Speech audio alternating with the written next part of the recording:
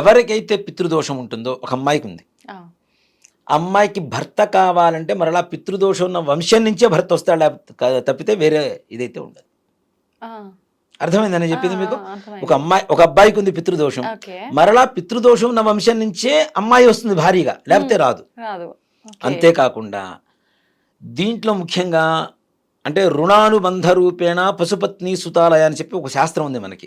పూర్వజన్మలో ఏదైతే రుణానుబంధం ఉంటుందో ఈ జన్మలో మనకి వాళ్ళు ఏదో ఒక రూపంలో మన జీవితంలోకి వస్తారు. ఎలా? పశువులు, పెంచుకునేటువంటి కుక్క పిల్లలు ఉంటాయి చూడండి, ఆవులు ఉంటాయి, గేదెలు ఉంటాయి, పిల్లులు ఉంటాయి, కొంతమంది నానా రకాల జంతువులు పెంచుకుంటుంటారు. ఇవన్నీ పూర్వజన్మ సుకృతం వల్ల మాత్రమే ఉండేటువంటి రుణానుబంధం వల్ల మాత్రమే మన జీవితంలోకి వస్తాయి. వాటికి కూడా ఆ దోషాలు ఉంటేనే మన ఇంటికి వస్తాయి, లేకపోతే రావు. వాటికి కూడా దోషం. జంతువులకు కూడా, ఈవెన్ పెట్స్ చాలా మంది పెంచుతుంటారు కదా, వాళ్ళ జాతకం ఆ పెట్స్ పుట్టిన డేట్ ఆఫ్ బర్త్ టైం తీసుకోండి, వాళ్ళ ఇంట్లో పిల్లల డేట్ ఆఫ్ బర్త్ టైం తీసుకోండి, సేమ్ ఒకేలాగా ఉంటాయి జాతకాలు రెండు. దాంట్లో ఏమాత్రం కూడా మార్పు జరగదు. వాటికి కూడా జాతకాలు చూడాలా? ఉంటాయి. అంటే మొట్టమొదటిగా రుణానుబంధంలో చెప్పింది పశువుల్ని. పశు పత్ని సుతాలయ, భార్య. ఇందాక నేనేం చెప్పాను, భార్యాభర్తలకి సేమ్ దోషాలు ఉంటేనే ఒకటవుతారని చెప్తున్నాను, అవునా? సుతాలయ పిల్లలు, తల్లిదండ్రులకు ఉంటే పిల్లలకు వస్తాయా? ఆటోమేటిక్. సో ఆ జీన్స్ అనేది చూస్తున్నారు కదా, అలానే గ్రహస్థితి కూడా అవే దోషాలు వస్తూ ఉంటాయి. ఈ ముగ్గురు కూడాను రుణానుబంధం ఉంటేనే మన జీవితంలోకి వస్తారు. అలా కాకుండా నా రీసెర్చ్ ప్రకారం నేను తెలుసుకున్న దాని ప్రకారం ఎవరైతే స్నేహితులుగా ఉంటారో, ఎవరైతే పరిచయస్తులు అవుతూ ఉంటారో వాళ్ళకు కూడా ఆ దోషాలు ఉంటేనే వీళ్ళకి పరిచయం అవుతారు, లేకపోతే కారు. స్నేహితులు కూడా. ఇంకా డీప్గా ఇంకొక విషయాన్ని కూడా చెప్తాను. ఇప్పుడు నాకే పితృదోషం ఉంది అనుకుందాం, నాతో జ్యోతిష్యం చెప్పించుకోవాలని నా దగ్గరకు వచ్చారు ప్రతి ఒక్కరికి పితృదోషం ఉంటేనే నా దగ్గరకు వస్తారు, లేకపోతే రారు. వినడానికి కామెడీగా అనిపిస్తుంది కానీ నిజమమ్మా. ఇది ఒకటి కాదు, నేను గత దాదాపు 6.5-7 సంవత్సరాలు ఈ విషయం గురించి నాకు రాని భాషల్లో కూడా వేరే రాష్ట్రాలు వెళ్ళి తెలుసుకొని వచ్చినటువంటి విషయం ఇది. తమిళనాడు, మహారాష్ట్ర, కర్ణాటక, కేరళ, ఇట్లా కొన్ని అంటే ఇది మన రాష్ట్రంలోనే ఉందా, మనకే సంప్రదించిందా, ఎలా ఉంది అసలు ఏంటి అని చెప్పి దాని గురించి నేను వేరే రాష్ట్రాలు వెళ్ళి నాకు భాష రాకపోయినా ఒక ట్రాన్స్లేటర్ని పెట్టుకొని దీని గురించి మొత్తం రీసెర్చ్ చేసుకొని ఒక పుస్తకం లాగా తయారు చేసుకున్నాను ఈ విషయాన్ని. అంటే మన రాష్ట్రంలో పక్క రాష్ట్రంలో అంటే ప్రాంతాన్ని బట్టి మారిపోతాయి. మారదు అని చెప్పడానికి నేను 2 రాష్ట్రాలు తిరిగాను. ఎవరికైనా మానవాళికి ఒకటే ధర్మం, మనుషులంతా ఒకటే ధర్మం, కాబట్టి ఈ ధర్మం ఒకటేనా కాదా అని చెప్పి ప్రూవ్ చేయడం కోసమే కొన్ని రాష్ట్రాలు తిరిగి కొంతమంది జాతకాలు తీసుకొని కొన్ని వందల జాతకాలు, వందలు కూడా కాదు, వేల జాతకాలు ఫ్రీగా చెప్పాను నేను. ఎందుకంటే నాకు కావాల్సిన కంటెంట్ కావాలి. నేను ఏదైతే రీసెర్చ్ చేస్తున్నానో నాకు ఆ విషయం పూర్తిగా తెలియాలి అంటే నాకు డబ్బులు ఇస్తేనే చెప్తాను అంటే అది కాదు కదా. నేను ఫ్రీగా కొన్ని వేల జాతకాలు చెప్పుకుంటూ దీంట్లో ఉన్న ఇదేంటి అని చెప్పి మొత్తం ఒక కాన్సెప్ట్ తీసుకున్నాను. ఇంతే కాకుండా ఈ జ్యోతిష్యం, స్నేహితులు, పిల్లలు, భార్య, భర్త ఇవన్నీ తీసి పక్కన పెడతాం. దీంతో పాటు ఇంకో దోషం కూడా ఉంది, ఇందాక మనం చెప్పుకున్న దాంట్లో పితృదోషం మరియు స్త్రీ శాపం. స్త్రీ శాపం కూడా వంశ పరంపరగా వస్తూ ఉంటుంది. అది ఎలా సాధ్యమవుతుంది? దీంట్లో ముఖ్యంగా ఏంటంటే శాస్త్రంలో ఏం చెబుతుంది, ఆడవాళ్ళ చేత కన్నీరు పెట్టించవద్దు అనేది శాస్త్రం చెప్తూ ఉంటారు పెద్దవాళ్ళు కదా. అది తండ్రి వల్ల కూతురు కావచ్చు, తల్లి వల్ల కూతురు కావచ్చు, అత్త వల్ల కోడలు కావచ్చు, భర్త వల్ల భార్య కావచ్చు, ఆడపడుచుల వల్ల వదిన కావచ్చు, మరిది వల్ల వదిన కావచ్చు, బావగారి వల్ల మరదలు కావచ్చు, అక్క చెల్లెళ్ళు కావచ్చు, అన్నదమ్ములు కావచ్చు, ఎవరైనా సరే ఇంట్లో ఆడవాళ్ళని ఏడ్పించవద్దు అనేది ఒక శాస్త్రం మనకి. ఇప్పుడు మనం ఈ స్త్రీ శాపం దీని గురించి పెద్దగా మాట్లాడుకునే ముందు ఒక్క మాట చెప్తాను. ఏదైనా ఒక విలేజ్కి వెళ్తే బాగా బ్రతుకున్న ఫ్యామిలీ చితికిపోయి ఉంటుంది.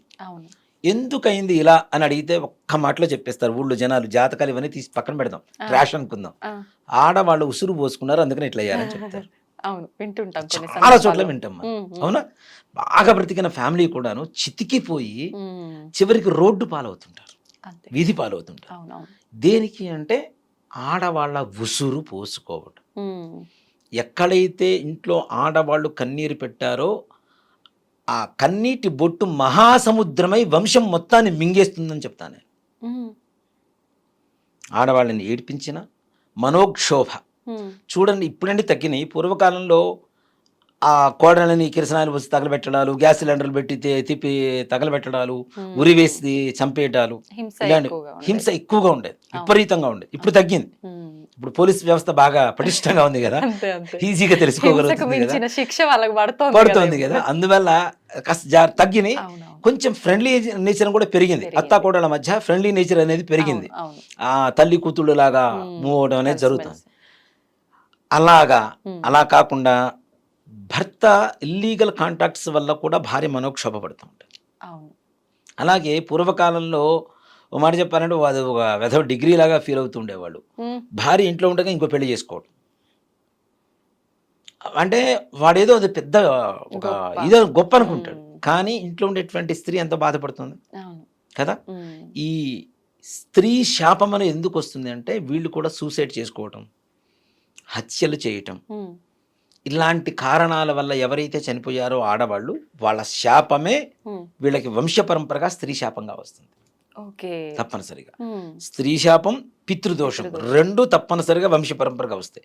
మరి స్త్రీ శాపాన్ని ఎలా కనుక్కోవాలి జ్యోతిష్ శాస్త్రంలో అంటే ముఖ్యంగా శుక్ర కుజుల కాంబినేషన్, వాళ్ళిద్దరు కలయిక, వాళ్ళిద్దరు కలిసి ఉన్నా, శుక్రస్థానంలో కుజుడు కానీ కుజస్థానంలో కానీ శుక్రుడున్నా, శుక్రుడు కుజుడు ఎదురెదురుగా సమసప్తకాల్లో భావస్థితిలో ఉన్నా, లేదా 12వ స్థానంలో అంటే కుజుడికి 12వ స్థానంలో శుక్రుడు, లేదా శుక్రుడికి 12వ స్థానంలో కుజుడు, లేదా కుజుడికి 6వ స్థానంలో శుక్రుడు, శుక్రుడికి 8వ స్థానంలో కుజుడు ఉన్నా, లగ్న ద్వాదశంలో శుక్ర కుజులు కలిసి ఉన్నా, లగ్నంలో కలిసి ఉన్నా, కుజస్థానంలో శుక్రుడున్నా తప్పనిసరిగా స్త్రీ శాపం ఉండి తీరుతుంది 100% వాళ్ళకి. ఈ గ్రహస్థితి వల్ల 100% జరిగి తీరుతుంది. దీనివల్ల ఏమిటి, దీనివల్ల ఏం తెలుసుకోగలుగుతాము అంటే ముఖ్యంగా పూర్వీకుల్లో వికళత్రయం, రెండో వివాహం అయినటువంటి వాళ్ళు ఎవరో ఉన్నారు అని చెప్పి ఖచ్చితంగా చెప్పవచ్చు ఈ గ్రహస్థితి వల్ల. ఎందువల్ల అవుతుంది, ఆడవాళ్ళ ఉసురు పోసుకోవడం వల్ల ఎక్కడ కూడా ఫ్యామిలీ లైఫ్ ఎక్కడ సెట్ అవ్వదు. అది భవిష్యత్ తరాలకి శాపంగా మారుతూ ఉంది. ముఖ్యంగా ఈ స్త్రీ శాపం వల్ల ఏమవుతుంది, ఈ పితృదోషం వల్ల ఏం జరుగుతుంది అసలు ముఖ్యంగా పిల్లల్లో అంటే ఫస్ట్ సంతానం కలక్కపోవటం, కలిగిన సంతానం ఆరోగ్యవంతంగా ఉండకపోవటం, ఆరోగ్యవంతంగా ఉన్న దుర్వ్యసనాల పాలవటం, దుస్నేహాల పాలవటం, వివాహం చేసినా కలిసి ఉండలేకపోవటం, వీళ్ళకి ఇష్టం లేనటువంటి వివాహం చేసుకోవటం. లవ్ మ్యారేజ్ నేను తప్పని చెప్పటలా, ఎప్పటి నుంచో ఉంది. కానీ తల్లిదండ్రుల్ని బాధ పెట్టి చేసుకోవడం కూడా తప్పే కదా.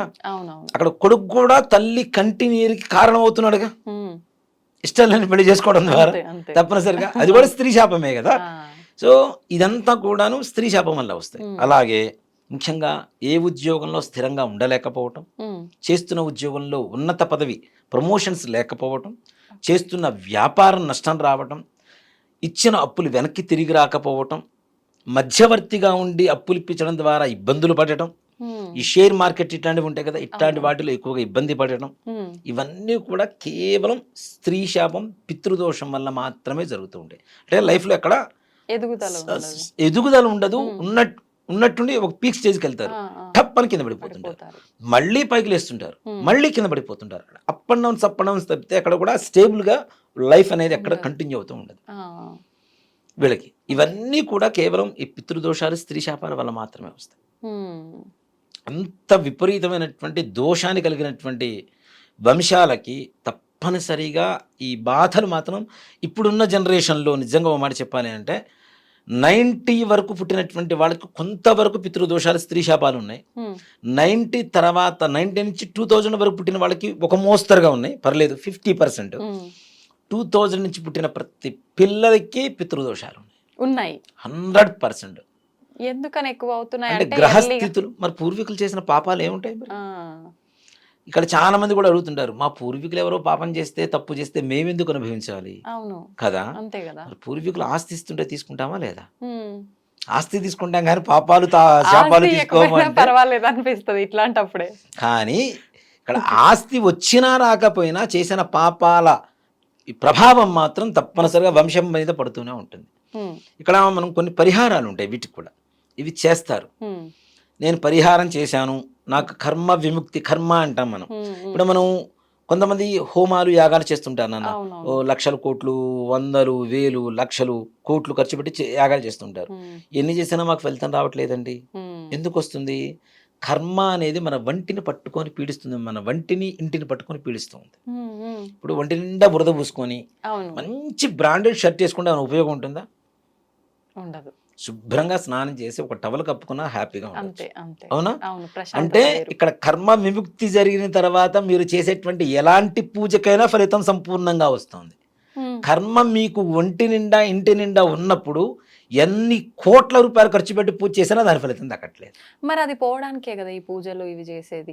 చేయాలి, చేసిన తర్వాత మళ్ళీ దీంట్లో కూడా ఇంకొక ఇది కూడా ఉంది. ఇప్పుడు నేను పూజ చేశాను, అయిపోయింది, నా కర్మ విముక్తి జరిగింది, ఎన్నో తరాల నుంచి వస్తున్నటువంటి పాపం మొత్తం పోయింది, కర్మ విముక్తి జరిగింది, దానివల్ల నా పితృదేవతలందరూ కూడా స్వర్గ నరక ప్రాప్తి పొందారు, బాగున్నాను. ఇప్పుడు నేను చేశాను, నా కొడుకు ఇంకొక అమ్మాయిని ఎవరినైనా ఏడ్పించాడు, మళ్ళీ అక్కడి నుంచి స్టార్ట్. ఇంతవరకు జరిగిన దానికి మనం పరిహారం చేసాం, ఆకలేసిన దానికి మాత్రమే భోజనం చేసాం, రేపు ఆకలేసే దానికి వాళ్ళు తినం కదా. అవునా? రేపు ఆకలేసి తింటే మళ్ళీ కంచం ఎంగిల్లే. అంతే. అవునా? ఇప్పుడు మనం భోజనం చేసేటప్పుడు ఉంటుంది నాన్న, పాత్ర శుభ్రంగా కడుక్కొని పచ్చడి అనేది తిన్నా బాగుంటుంది, హ్యాపీగా ఉంటుంది. కడగకుండా పంచభక్ష పరవణాలు పెట్టుకొని తిన్నా కూడా ఏ రకమైనటువంటి ఉపయోగం లేదు, తినలేం కదా. అలానే కర్మ మొత్తం మనకు పట్టుకొని ఉన్నప్పుడు ఎన్ని పూజలు చేసినా ఎంత చేసినా దానివల్ల నిరుపయోగం.